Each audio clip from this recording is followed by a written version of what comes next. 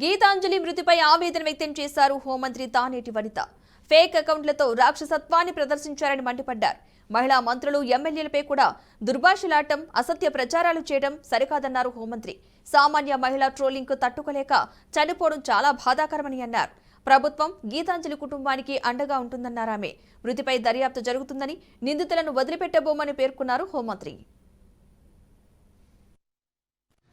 ఆవిడ ముందు రోజు ఆత్మహత్య చేసుకోవడానికి ముందు రోజు అక్కడ ఎమ్మెల్యే గారు ఏర్పాటు చేసిన ప్రోగ్రాంలో అటెండ్ అయ్యి ఆ అమ్మాయి చెప్పింది ఏంటి, తనకి జరిగిన మంచిని లబ్ధిని చెప్పిందే తప్ప ఏ ఒక్క రాజకీయ పార్టీని కానీ ఏ ఒక్క రాజకీయ నాయకుడిని కానీ విమర్శ చేయలేదు.